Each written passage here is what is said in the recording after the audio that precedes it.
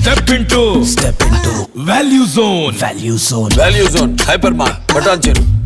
నమస్తే, నేను విజయ్.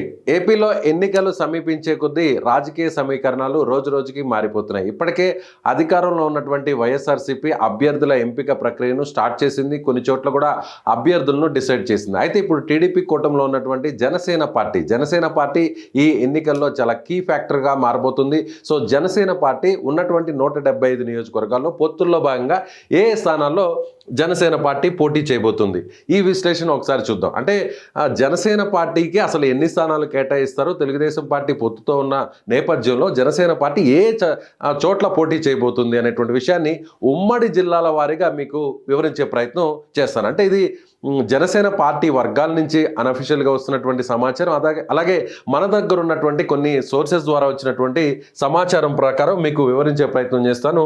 ముందుగా మనం శ్రీకాకుళం జిల్లా నుంచి చూద్దాం. శ్రీకాకుళం జిల్లాలో ఉన్నటువంటి మొత్తం 10 నియోజకవర్గాల్లో శ్రీకాకుళం జిల్లాలో నరసన్నపేట నియోజకవర్గాన్ని జనసేన పార్టీకి కేటాయించేటువంటి అవకాశం ఇక్కడ చాలా స్పష్టంగా కనిపిస్తుంది. అంటే మొత్తం ఎన్ని స్థానాలు ఉన్నాయి, అసలు జనసేన పార్టీకి కేటాయించేటువంటి స్థానం ఏంటో మీకు క్లియర్గా వివరించే ప్రయత్నం చేస్తాను. రైట్, ఇప్పుడు మీకు అసలు శ్రీకాకుళం జిల్లాలో ఎన్ని నియోజకవర్గాలు ఉన్నాయి, ఆ నియోజకవర్గాల్లో జనసేన కేటాయించేటువంటి స్థానం ఏంటో కూడా మీకు వివరించే ప్రయత్నం చేస్తాను.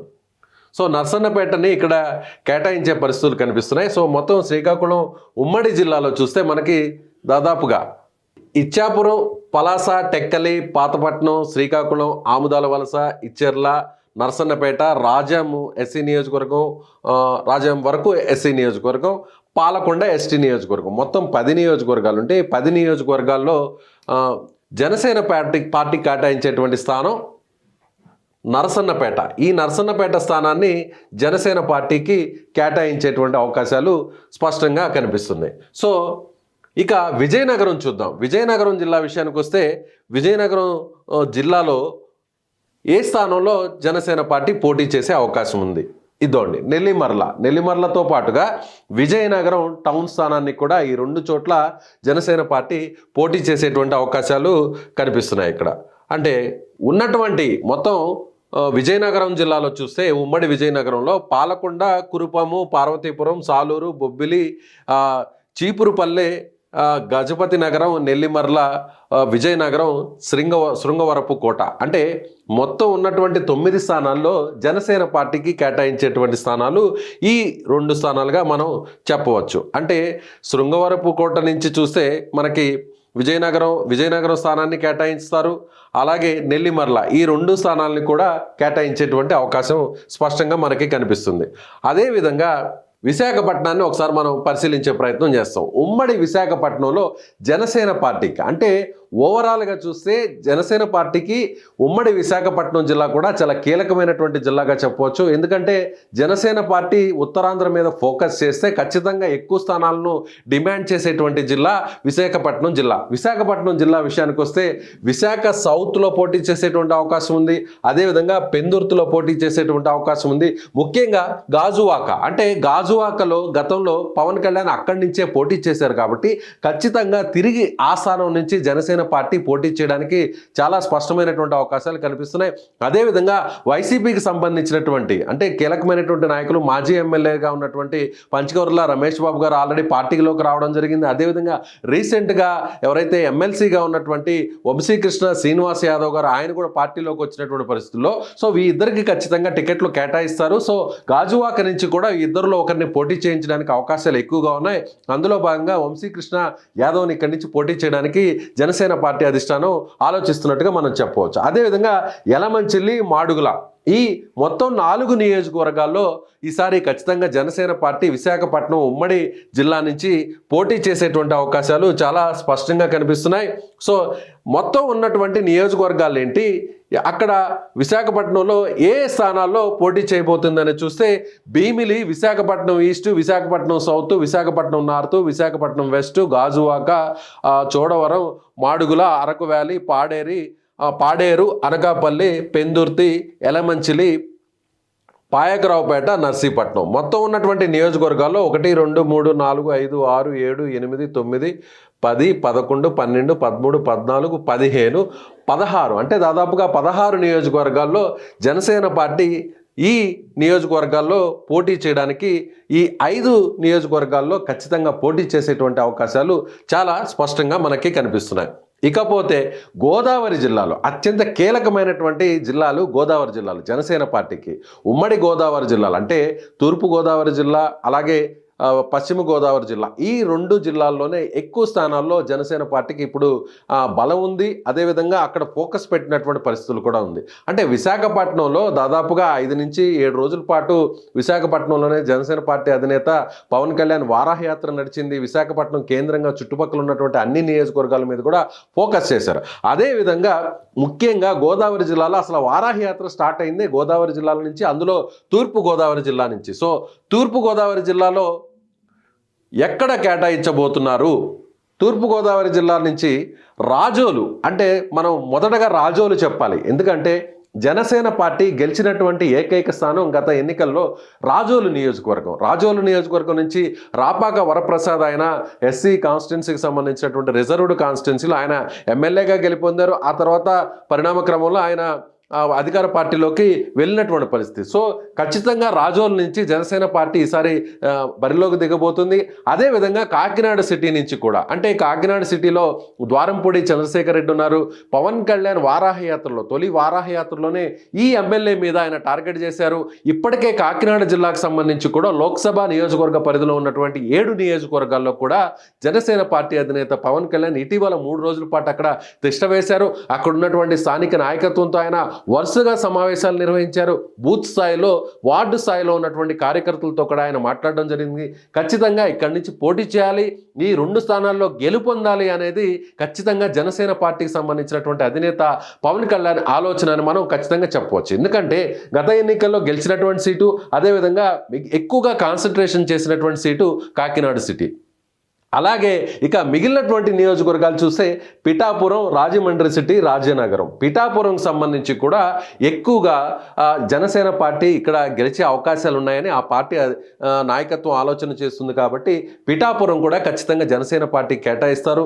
అదే స్థాయిలో రాజమండ్రి సిటీ లేదంటే రూరల్, ఈ 2 స్థానాల్లో కూడా ఒక చోట జనసేన పార్టీ పోటీ చేయాలని చాలా గట్టిగా నిర్ణయం తీసుకుంది. అలాగే రాజానగరం, ఈ మొత్తం 5 నియోజకవర్గాలకు సంబంధించి కూడా పోటీ చేసేటువంటి పరిస్థితులు ఇక్కడ మనకి కనిపిస్తున్నాయని చెప్పవచ్చు. ఇకపోతే ఈస్ట్లోనే, అంటే తూర్పుగోదావరి జిల్లాలోనే ఆ 5తో పాటుగా మరొక 2 నియోజకవర్గాలు ఇక్కడ మనం చూడవచ్చు. అమలాపురం, కొత్తపేట నియోజకవర్గాల్లో కూడా జనసేన పార్టీ పోటీ చేయడానికి ఈసారి ఇంట్రెస్ట్ చూపుతుంది. ఇప్పటికే అక్కడ అనేక సమావేశాలు కూడా నిర్వహించింది. ఎక్కువగా ఈ 7 నియోజకవర్గాల్లో, ఆ 5, ఈ 2, 7 నియోజకవర్గాల్లో కూడా ఉమ్మడి తూర్పుగోదావరి జిల్లాలో పోటీ చేయాలని జనసేన పార్టీ భావిస్తుంది. ఇప్పటికే అక్కడ వారాహయాత్ర కూడా పూర్తి చేసుకున్నటువంటి పరిస్థితుల్లో ఖచ్చితంగా అభ్యర్థుల ఎంపిక కసరత్తు కూడా స్టార్ట్ అయిందని చెప్పాలి. సో ఓవరాల్గా చూస్తే అసలు తూర్పుగోదావరి జిల్లాలో ఎన్ని నియోజకవర్గాలు ఉన్నాయి, ఎన్ని నియోజకవర్గాల్లో ఏ చోట జనసేన పార్టీ పోటీ చేస్తుందో మనం చూసాం. ఇక్కడ చూసినట్లయితే మనకి మొత్తం ఎన్ని నియోజకవర్గాలు ఉన్నాయంటే, ఉమ్మడి తూర్పుగోదావరి జిల్లాలో చూసినట్లయితే తుని దగ్గర నుంచి స్టార్ట్ చేస్తే తునిది, ప్రత్తిపాడు, పిఠాపురం, కాకినాడ రూరల్, పెద్దాపురం, అనపర్తి, కాకినాడ సిటీ, రామచంద్రాపురం, ముమ్మిడివరం, అమలాపురం, రాజోలు వరకు కూడా, గన్నవరం, రాజోలు, గన్నవరం, కొత్తపేట, ఇక్కడ వరకు కూడా చూస్తే మనం మా రాజానగరం, రాజమండ్రి సిటీ, రాజమండ్రి రూరల్, ఇలా మొత్తం దాదాపుగా ఎన్ని స్థానాలు ఉన్నాయనేది ఒకసారి మనం పరిశీలించి చూసినట్లయితే మొత్తం 19 నియోజకవర్గాలకు సంబంధించి ఉమ్మడి తూర్పుగోదావరి జిల్లాలో 7 చోట్ల జనసేన పార్టీ పోటీ చేయడానికి సిద్ధంగా ఉందని చెప్పాలి. ఇకపోతే పశ్చిమ గోదావరి జిల్లా, ఈ జిల్లా కూడా ఖచ్చితంగా జనసేన పార్టీకి చాలా కీలకమైనటువంటి జిల్లాగా మనం చెప్పాలి. ఇక్కడ చూసినట్లయితే ఉమ్మడి పశ్చిమ గోదావరి జిల్లాలో చూసినట్లయితే నరసాపురం, భీమవరం, తాడేపల్లి గూడెం, అంటే నర్సాపురం, భీమవరం ఈ 2 చోట్ల కూడా జనసేన పార్టీకి చాలా బలం ఉంది. అలాగే తాడేపల్లిగూడెంలో కూడా బలమైనటువంటి స్థానాలు. ఈ చోట్ల ఖచ్చితంగా పోటీ చేయడానికి పవన్ కళ్యాణ్ కూడా పోటీ చేయాలంటూ కూడా జనసేన పార్టీకి సంబంధించినటువంటి నాయకులుగా, సీనియర్ నాయకులుగా ఉన్నటువంటి, సింపథైజర్గా ఉన్నటువంటి హరిరామయ్య జోగయ్య కూడా గతంలో కూడా పవన్ కళ్యాణ్కి లేఖ రాశారు. అంటే ఇక్కడ కాపు సామాజిక వర్గానికి సంబంధించినటువంటి ఓట్లు ఎక్కువగా ఉన్నటువంటి నేపథ్యంలో పవన్ కళ్యాణ్ ఇక్కడ పోటీ చేయాలనేది ఆయన చేసినటువంటి విజ్ఞప్తి. అయితే ఇప్పుడు తాజాగా అంటే భీమవరం అనేది మనం ప్రత్యేకంగా చెప్పుకోవాల్సినటువంటి నియోజకవర్గం. ఎందుకంటే పవన్ కళ్యాణ్ గత ఎన్నికల్లో ఇక్కడి నుంచి కూడా పోటీ చేశారు. విశాఖపట్నం జిల్లాలో ఉన్నటువంటి గాజువాకతో పాటుగా పశ్చిమ గోదావరి జిల్లాలో ఉన్నటువంటి భీమవరం స్థానం నుంచి కూడా పవన్ కళ్యాణ్ పోటీ చేశారు. సో మళ్ళీ తిరిగి పవన్ కళ్యాణ్ భీమవరం నుంచే పోటీ చేయబోతున్నారు. సో భీమవరం నుంచి పోటీ చేస్తున్నటువంటి నేపథ్యంలో మిగిలినటువంటి నియోజకవర్గాల మీద కూడా ఆ ఇంపాక్ట్ ఉంటుంది. కాబట్టి ఖచ్చితంగా పశ్చిమ గోదావరి జిల్లాలో ఎక్కువ స్థానాలను గెలుపొందాలి అనేది జనసేన పార్టీ ఆలోచిస్తున్నటువంటి విధానంగా మనం చెప్పవచ్చు. ఇకపోతే మిగిలినటువంటి ఇదే ఉమ్మడి గోదావరి జిల్లాలో చూసినట్లయితే మనం మిగిలినటువంటి నియోజకవర్గాలు చూస్తే తణుకు, కొవ్వూరు, ఉంగటూరు ఈ 3 నియోజకవర్గాల్లో కూడా ఈసారి జనసేన పార్టీ పోటీ చేయడానికి సిద్ధంగా ఉందని చెప్పాలి. అంటే మొత్తం మీద పశ్చిమ గోదావరి జిల్లాలో 6 నుంచి 7 స్థానాల్లో జనసేన పార్టీ పోటీ చేయబోతుంది. అదేవిధంగా తూర్పుగోదావరి జిల్లాలో కూడా 7 నుంచి 7 చోట్ల వరకు కూడా పోటీ చేసేటువంటి అవకాశాలు స్పష్టంగా కనిపిస్తున్నాయి. సో గోదావరి జిల్లాలు అనగానే జనసేన పార్టీకి అత్యంత బలమైనటువంటి జిల్లాలుగా మనం చెప్పవచ్చు. అంటే ఏదైతే వారాహయాత్ర 1 కావచ్చు, వారాహయాత్ర 2 కావచ్చు, ఈ 2 జిల్లాలకు సంబంధించినటువంటి అసెంబ్లీ కాన్స్టిట్యున్సీలోనే ఎక్కువగా పవన్ కళ్యాణ్ కాన్సన్ట్రేషన్ చేశారు. సో ఈ గోదావరి జిల్లాలోనే ఇక్కడి నుంచి ఆయన ప్రభుత్వానికి సంబంధించినటువంటి వాలంటీర్ వ్యవస్థ మీద గురిపెట్టినటువంటి పరిస్థితి. వాలంటీర్ వ్యవస్థ వల్ల జరుగుతున్నటువంటి అక్రమాలంటూ కూడా అక్కడ వారు సేకరిస్తున్నటువంటి డేటానంతా కూడా వేరే వ్యతిరేక కార్యకలాపాలకు, అంటే సమాజ వ్యతిరేక కార్యకలాపాలకు వాడుతున్నారు, వినియోగిస్తున్నారు అంటూ కూడా వారికి సంబంధించినటువంటి గోప్యంగా ఉంచాల్సినటువంటి సమాచారాన్ని అంతా కూడా వారు వేరే కార్యక్రమాలకు వాడుతున్నారంటూ కూడా పవన్ కళ్యాణ్ ఇక్కడ టార్గెట్ చేసినటువంటి పరిస్థితి. సో అసలు పశ్చిమ గోదావరి జిల్లాలో ఏ నియోజకవర్గాలు ఉన్నాయి, ఎక్కడి నుంచి ఈ 7 చోట్ల పోటీ చేసేటువంటి నియోజకవర్గాలు ఏందో కూడా మనం ఒకసారి చూసేటువంటి ప్రయత్నం చేద్దాం. కొవ్వూరు, అలాగే నిడదవోలు, ఆచెంట, పాలకొల్లు, నర్సాపురం, భీమవరం, ఉండి, అదేవిధంగా తణుకు, తాడేపల్లిగూడెం, ఉంగుటూరు, దెందులూరు, ఏలూరు ఈ నియోజకవర్గాలతో పాటుగా గోపాలపురం, పోలవరం, చింతలపూడి, అంటే దాదాపుగా చూసినట్లయితే మనకి ఇక్కడ దాదాపుగా 15 పైనే నియోజకవర్గాలు ఇక్కడ మనకి కనిపిస్తున్నాయని చెప్పాలి. సో పశ్చిమ గోదావరి జిల్లాలో చూసినట్లయితే ఈ నియోజకవర్గాల్లో జనసేన పార్టీ పోటీ చేసేటువంటి స్థానాలు ఇవిగా మనం చెప్పవచ్చు. ఇకపోతే మిగిలినటువంటి స్థానాలను ఒకసారి మనం చూసేటువంటి ప్రయత్నం చేద్దాం.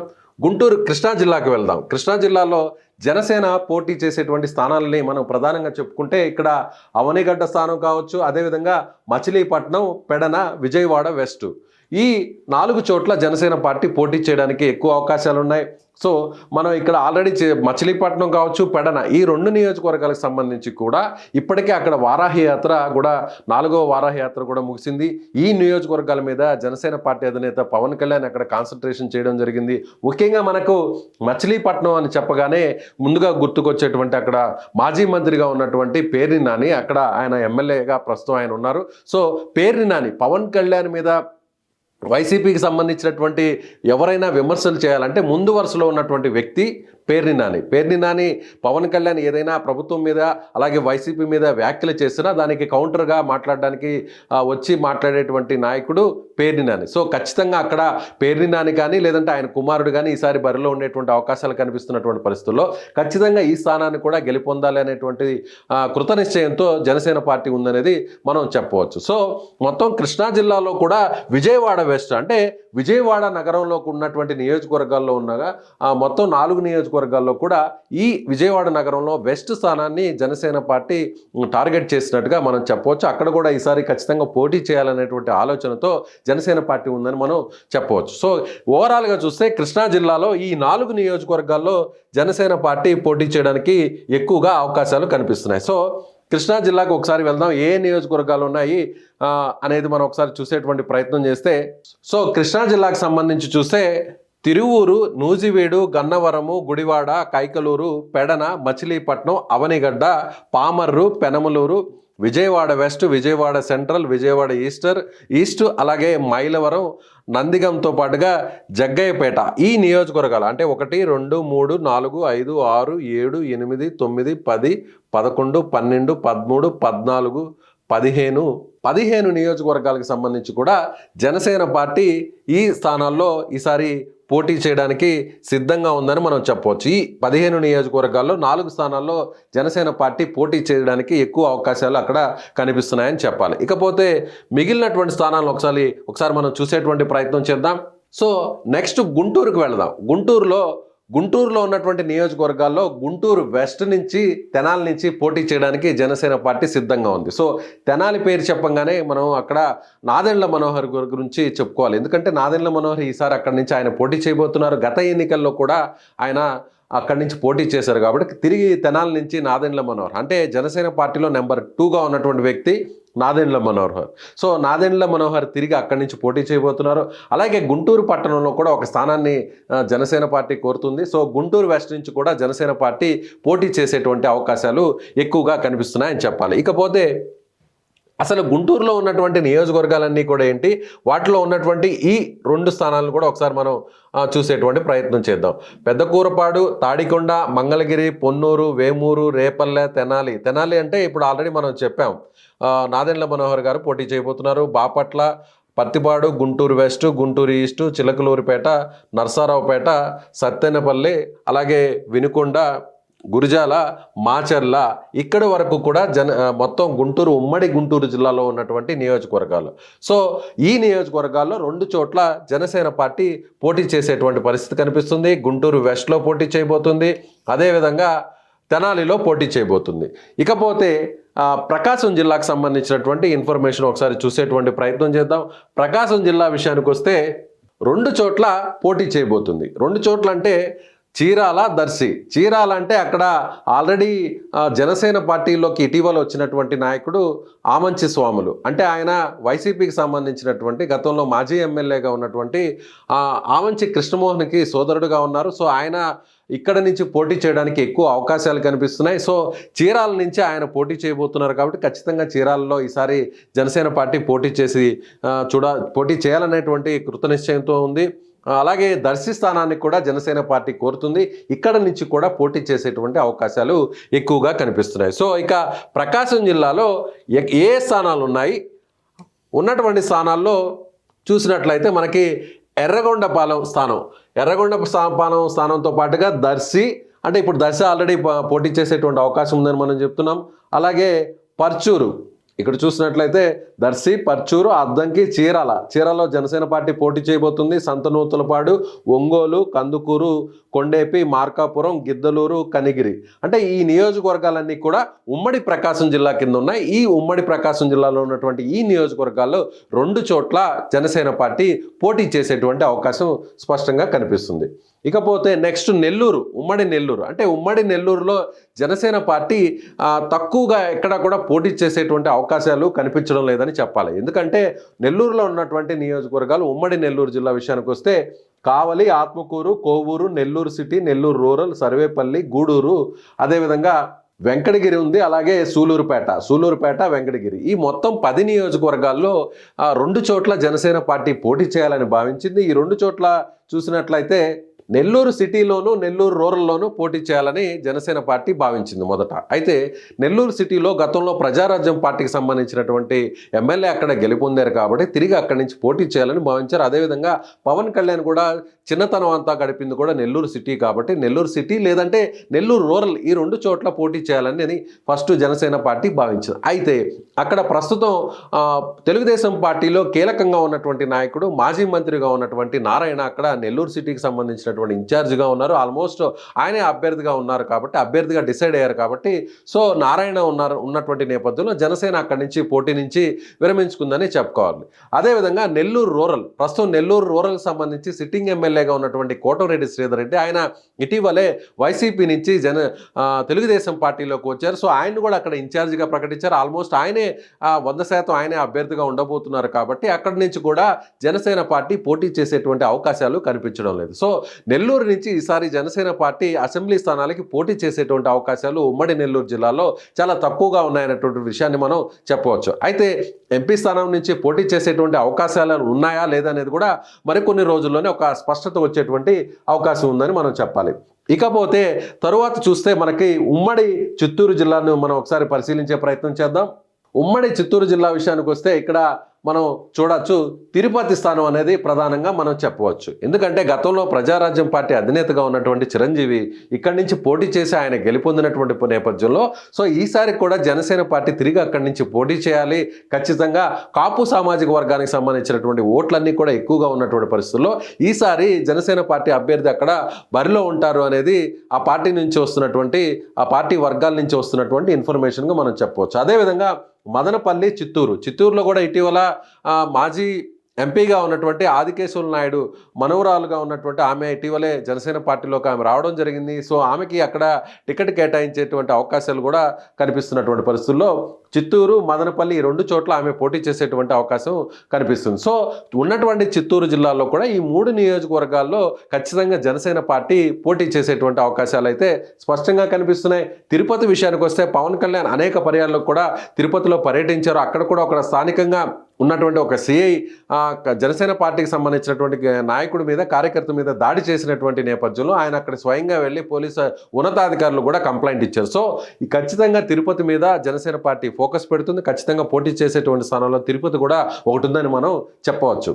ఇకపోతే మిగిలినటువంటి నియోజకవర్గాలను ఒకసారి మనం పరిశీలించి చూస్తే రాయలసీమలో ఉమ్మడి చిత్తూరు జిల్లా తరువాత ఉన్నటువంటి మరొక జిల్లా కడప, కర్నూలు, ఈ జిల్లాలను చూసినట్లయితే ఉమ్మడి జిల్లాలో ఒకే ఒక్క స్థానంలో రాజంపేటలో, కడప ఉమ్మడి జిల్లా విషయానికి వస్తే రాజంపేటలో జనసేన పార్టీ పోటీ చేయడానికి సిద్ధంగా ఉంది.